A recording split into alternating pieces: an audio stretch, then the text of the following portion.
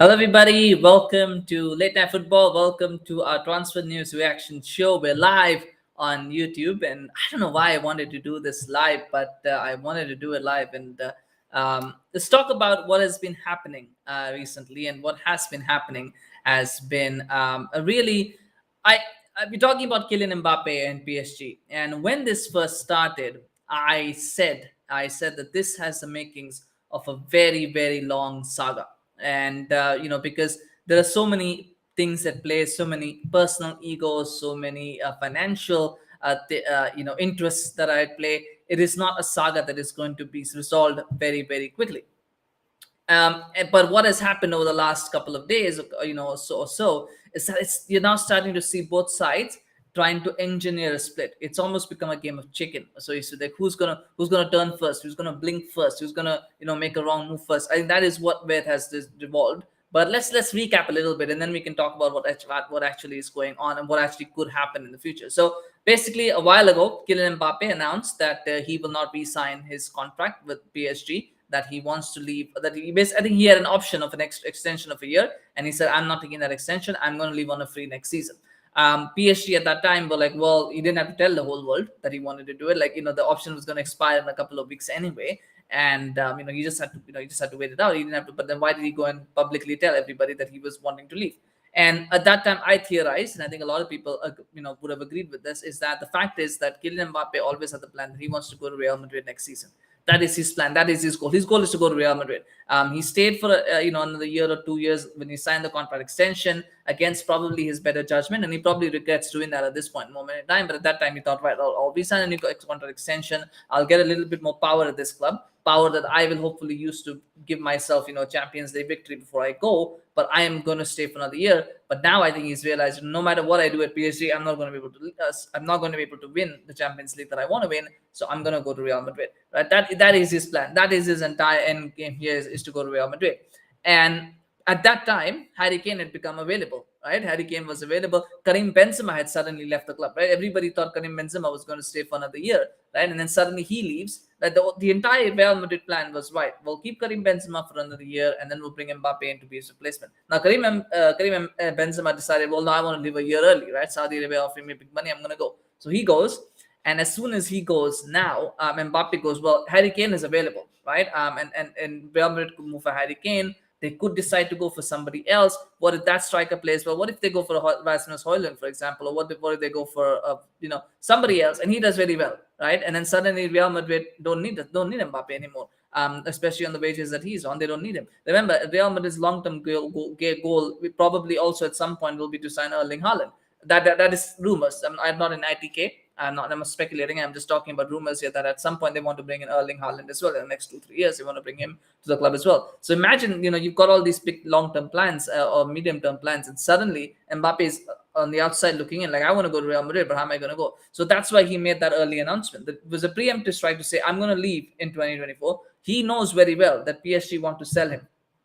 He knows very well that PSG don't want to keep him and let him go on a free transfer. He knows that. So the reason to put that public statement out was so that, well, now Real Madrid can know, hey, you know what? Maybe we have a chance to sign Mbappe. We don't have to go for Kane. We can go for Mbappe. Let's go and try and get Mbappe. Or let's wait a year and get Mbappe on a free. There's all sorts of things here that machinations are going on. Whereas on the other hand, PSG stance says, well, you either leave now or you sign a new contract. We're not letting you leave on a free. Right, that was where PSG came in from, and I think the PSG realized what game Mbappe was trying to play, and so they come in and they go, well, no, we can't let him leave on a free. And I think they realized that the reason to make that public statement was so that he could engineer himself a move. Now, where it gets messy, and I've said this before, and I'll repeat it here, is the finances are just not going to let Mbappe move this season. The finances are just not going to let it happen because, for one, you're looking at close to. I mean, the fact is, you're looking. There's 150 million euros. Right? That's what PSG said. We want 150 million euros, and we already now have heard that Real Madrid are willing to give him Mbappe a salary of about. What was I mean, yeah, I mean, we heard that Mbappe wants a package of about 206 million pounds altogether. That's kind of what 200 million pounds or whatever he's looking at, the total salary, the total package of bonuses and signing on fees and all of that. That's a massive outlay. 200 million pounds plus you're talking about 130 million pounds. That's 330 million pounds on a player. Yes, Mbappe is one of the best players in the world. Probably will be one of the best players in the world for a long time. You can't justify that kind of outlay in one transfer window. It just doesn't happen. The only clubs who can do it are clubs that would never want to have that kind of attention onto themselves as to how are they getting this money, how are they going to make that money back, are they going to win enough trophies, are they going to, are they going to be able to sell enough t-shirts, are they going to be able to get enough sponsorships? Those kind of questions are massive. And that's the issue. So the finances just don't make sense for Kylian Mbappe to go this season with a transfer fee of 130 million pounds. So now what has happened? Mbappe knows this, and PSG know this as well.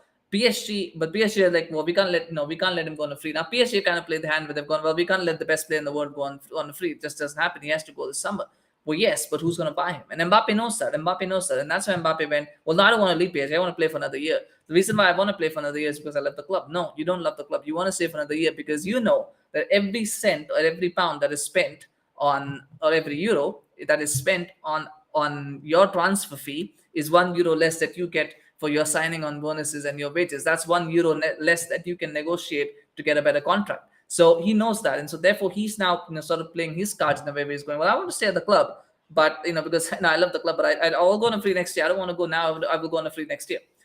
So that's it's all kinds of things that's happening, and PSG know this, and so PSG are trying to do the move. Now what has happened is that step that sort of where it was sort of passive aggressive, kind of like will he, won't he? They have not taken that a step further. Mbappe came out recently with comments that he made, and this is where it gets ugly now, where he goes, I don't know. This is a comments that I'm reading out, by the way. So I don't know what PSG needs to do to win the Champions League. It's not a question for me. We did what we could. Ask the people that built the team, who built this club. Now that's a direct attack at the owners. And that's what he's doing. He now realizes that PSG are trying to play hardball. So, well, I'm going to play. So now you go and attack the club. This is a tactic that's very, very easy to do, right? For any player that wants to engineer a move away from the club, just go and attack the manager, go and attack the owners, right? It's a very easy thing to do, because immediately, when you attack the manager, and when you undermine the authority of the manager, when you undermine the authority of the owners, they want you out of there as soon as possible. They don't want you there. Right now, you've bruised their ego. They want you out of there. So that's what he's doing. He's basically going, don't ask me. I do my job. Ask the people who built the club. And it is not entirely wrong, because for a long time, PSG haven't built a team, haven't really been building a team, have they? They haven't built a team. They've always tried to get these star players in, thinking that their experience and their aura or whatever will get them through those games and win them the Champions League. But the reality is that that's not how football works. And they haven't built a proper team. He's not lying here. The intentions are wrong, but he's not lying about what he's saying. It's actually true that the team building hasn't been that good, right? And then he says, I'm a competitor. When I play, it's to win. And no matter who you play me with, no matter my shirt, no matter where, no matter what year, I'll never get enough of winning, let alone a trophy I haven't won, like the Champions League. So again, he's talking about, no, this is just basic rhetoric stuff. Oh yeah, I want to win. I will give my all, whether I'm playing for PSG, whether I'm playing for some other club, hint, another club, I will give you my all. I will play well. I want to win trophies, that kind of stuff that he's saying. I mean, yeah, it's there. It's kind of there. I wouldn't really go too deep into it. Like it's kind of there, isn't it? That's what it is. It's kind of there. Without saying much. And then of course and then this is the part, I think this is the kicker, isn't it? I think playing for PSG doesn't help a lot. Now this is a little bit confusing, because I think he's also said this about the Ballon d'Or. I'm not sure whether he's talking about the Champions League or he's talking about the Ballon d'Or, because there are some comments that have been kind of intertwined together. In one place this has been mentioned as about the Champions League, but in another place it has also mentioned this about the Ballon d'Or. So it could be for either. But what he's saying is that playing for PSG doesn't help a lot, because it's a team that divides, a club that divides. So of course it attracts gossip, but it doesn't bother me, because I know what I'm doing and how I'm doing it. So it could be either. I think he's saying it more for the Ballon d'Or here. I don't think he's talking about the Champions League. I think he's talking about the Ballon d'Or. What he's saying is that because he thinks that he could win it this year. But he's saying, but basically what he's saying is that, I can't win the Ballon d'Or, I can't win the Champions League, whatever. But I think in this case he's saying I can't win the Ballon d'Or because I'm at PSG, which is a club that nobody really likes and nobody really respects. So it's difficult for me to stay here, and to win these kind of trophies. Now these are interesting, because he's directly attacking the club, right? He's directly attacking the club. He's just directly talking about the people that are at the club, the players, the owners, the coaches. He's directly attacking all of those guys. And the reason he's doing it is because he's trying to engineer a move away. This is basically classic engineering move 101. You're trying to get away, and you say all of these things because that no club worth their salt is going to sit idly by and take this. They're now going to try to think, well, we need to get rid of this guy. We need to get this guy out of this club as soon as possible, because the longer we keep him here, the more we're gonna have issues. And the only response that Nasser Al-Khelaifi has come up with, he said, well, if he feels sad, why does he leave the club already? Right? That's such an interesting thing for Al-Khelaifi to say. Well, if he wants to leave, why does he leave? And this is interesting as well that it comes back, because remember, Mbappe said, well, I want to play for PSG for another year. He's talked that he doesn't want to go. right? Now he's basically saying, well, why doesn't he go, right? We're open to selling him. If he doesn't want to sign a contract, we'll sell him. Why doesn't he go? But he's not trying to go because he wants a big fat contract. So there are both sides. It's getting a bit murky. It's getting a bit ugly. More ugliness has come as well in the fact that the six players apparently, again, reports here. I don't know if you have any confirmed reports, but apparently six PSG players have complained to the club management about the comments that Mbappe has made, and rightfully so, right? Ultimately, you've got to look back because he's indirectly attacking the team. He's indirectly attacking the players. He's basically saying that the players that were bought were not good enough. The players that are there are not going to be able to. It's not a club that's very, togetherness. There's no togetherness in the club. No togetherness among the players. I mean, he doesn't want to play with them. So I mean, the players are going to be demotivated. And you know what? When you think about it, right? I mean, this is the problem that PSG now have. If Mbappe stays at the club, right? Even let's say everything works out, he stays at the club, he says, well, I'm going to stay another season. Maybe they'll put in a release clause or something, but I don't think that's going to work. But if they do that, the reality is, even if they can't find a solution, and he comes back for pre-season, right? Just pre-season, forget about anything else. He comes back for pre-season. These players are now going to have to play with a guy who they know wants to leave the club. He wants to leave the club. He's made that very clear. He's going to leave the club at the end of the season. Whether he leaves now in the season, whatever, he wants to leave the club. How do you play with that kind of player? How do you play with a player who's not motivated? How do you play with the player who's and keep in mind here, PSG can't afford to drop Mbappe, right? I mean, you can't have Mbappe sitting on the bench sulking away. Yes, you could, but you can't do that. I've said this before as well. You can't do that. You can't put that player on a bench. You can't put a player like that on the bench. So how do you deal with that? No, if he plays, players are going to be upset that he's playing this, but this guy doesn't respect the club, but he keeps playing every game anyway. And if he doesn't play, he's going to be upset, like, well, they kept me here. They should have just, why are they keeping me here? I don't like this. I don't enjoy this at all. Remember, year loss is a big deal as well, right? I mean, people, yes, he'll still be a good player, but when you don't play for a year, it impacts you. It impacts you physically, it impacts you mentally. You don't know what kind of level you're at, what kind of shape you're in. So you don't want that. As a player, you don't want to be sitting on the bench for a year, no matter what. You don't want to be doing that because you never know if you can regain that level a year later. A lot of clubs have done that. A lot of players have done that in the past where they go, right, they have a fight and the club doesn't allow them to leave, so they sit on the bench for a year and then they get a free transfer or whatever the next year. But then you see they're not the same player. They're not the same player anymore because they've not played much. They've been sat on the bench most of the time, and they don't regain that level that they had before. So you don't want that as a player, and I don't think Mbappe will want that. But how do you but how do you play him and how do you drop him? Right, that's the question. How do you play him? How do you drop him? So it's a tough one. I think the club are gonna have to make some hard choices. And again, here's another problem. Luis Enrique, they've got a new coach in, they've got a new manager in Luis Enrique, who's fantastic manager, who's won trophies everywhere. He's now coming to this club, right, where he's been promised certain things, but he's got to have to deal with the problem that is not really his problem. He didn't sign Mbappe. He may or may not want Mbappe at the club, right? He may be going, well, let him go. Like, I don't care.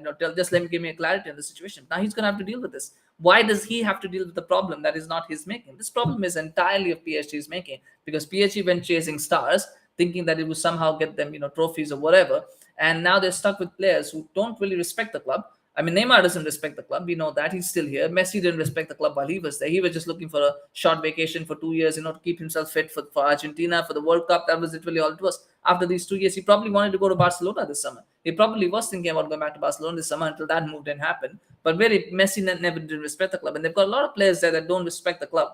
Or they had a lot of players that didn't respect the club. Now they're slowly weeding them out, and they're getting young players and players who are potentially very, very happy to play there, and players who are not being signed for big money. They're players who are being signed for reasonable amounts. They're trying to build a team now. Enrique is trying to build a team, and suddenly you've got this one player there who's just trying to disrupt the whole situation, and Enrique's got to have to deal with that. It's got like what Ten Hag had to do with Ronaldo. You just don't want to give a new player that kind of headache to deal, a new manager that kind of headache to deal with, and it's unfortunate. And this is the problem. It's the egos of two people who's clashing. At the heart of it, it's two egos that are clashing. It's Al-Khelaifi and Mbappe. Mbappe believes he's bigger than the club, and he's trying to dictate terms to PSG, saying, "I'm not going to go. Make me leave. I'm not going to leave. I'm going to stay for another year. Right? You can't make me leave. I'm going to stay for another year. I'm bigger than the club. I'm going to play in any case. I know I'm going to play every game, and I'm going to leave. You try and do whatever you can to stop me." Right? On the other hand, you've got Al-Khelaifi, who's basically gone, well, no, we got to sell him. We got to make him sign a new contract, or we got to sell him. But yeah, and that's what we've got to do. We got to sell him. Let's get him out of the club. We got to get him out of the club. We can't keep him here. But nobody's going to pay you 150 million euros. Doesn't matter. We have to get 150 million euros, and we have got to sell him. Right? Now, what is going to happen? Like I said, it's a game chicken. Who blinks first? Right? Maybe Mbappe goes, okay, fine. I'll sign a new contract with the release clause, and then you can and then you can sell me next year. Or he goes, well, okay, I'll lower my salary demands to Real Madrid or whoever's going to buy me. I'll lower my salary demands, and you can buy me, and maybe later on we can negotiate a new contract and get a bigger salary. So there's all sorts of things. There's two egos, but neither of them is going to back down, right? The only way this situation gets resolved, as I said, is either Mbappe lowers his salary demands, and he says, right, I want to leave this club, and so I'm going to do whatever it takes to make this move happen. So I'm going to reduce my salary demands. I'm going to reduce my bonus demands. I'm going to reduce my signing on fee demands. Whatever else, I'll reduce all of that and I'll make it reasonable so that when you pay PSG 150 million euros, you're not paying me too much money. Will Mbappe want to do that? I don't think so, right? The other side of it, Al-Khelaifi, what is he got to do? He probably got us to go, right, we can't let him go on a free, but we can't, but nobody's going to buy him for 150 million euros. Maybe we can sell him for 50 million pounds. Maybe 50 million pounds. I think that is, I don't think anybody's going to be able to pay more than that. If you're asking for a 200 million pound package, if a player is asking for a 200 million pound package, I mean, think about it this way, right? I mean, we did the math before. He's probably going to earn about £1 million every 2 weeks. That's about 26 million pounds salary. The 26 million pound salary a year. That's what he's going to make. So if he's going to sign 26 million pounds across 5 years, you're already spending about 125 million pounds. If you're spending another 100, 150, that is 200 and 275 million pounds. That's a lot. That's a big outlay. It's a massive outlay. Or 270, 250 million pounds, because 150 million euros, so 125. It's a 250 million pound outlay. It's a massive outlay on a player to make, right? Clubs don't do that.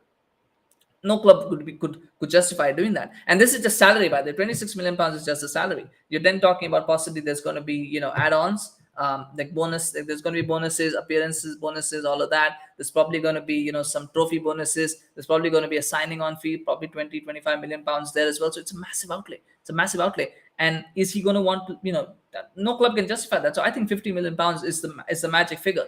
And Al-Khelaifi might have to go, right, we need to get him out of here. We can't let him go on a free transfer. Let's sell him for 50 million pounds.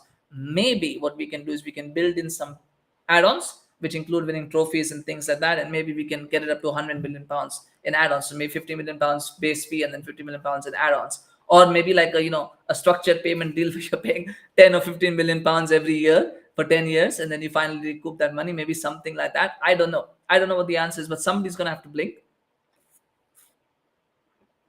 And the problem is, you've got two guys who don't want to play. You've got two guys with massive egos who don't want to play. And in the end, who suffers are the club, the manager, the players, the other players. They're the ones who suffer because they're the ones who have to deal with this sulking guy who's going to come to training every day.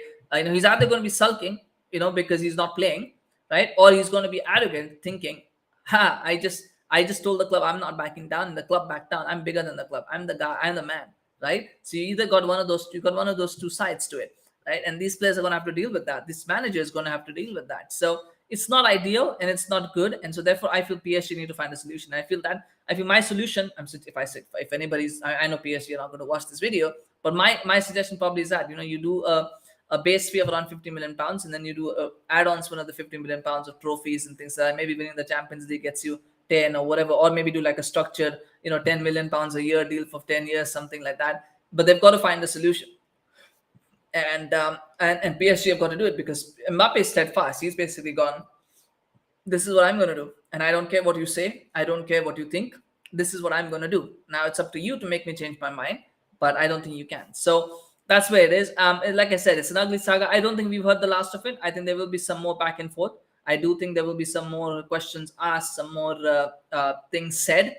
Ultimately, I don't know what the solution will be. If there will be a solution, it is entirely possible that both sides just don't come to an agreement, and both sides just be in an unhappy marriage sort of situation for a year, right? Where both sides are just going, right, whatever, we can't say, whatever, like both sides just, like what happened with Frenkie de Jong, right? Ultimately, Barcelona wanted to sell him, Frenkie didn't want to leave. They went, right, okay, fine, we'll just stay for another, for a year together. We stayed, and they stayed together for a year, and then ultimately, now he's there, and they're still trying to sell him backhandedly, but he's there. It's a different situation with Mbappe, but yeah, it just reminds me of that, doesn't it? Where it's two sides that just compromise, begrudgingly ending up staying together. So anyway, that's what I feel could happen.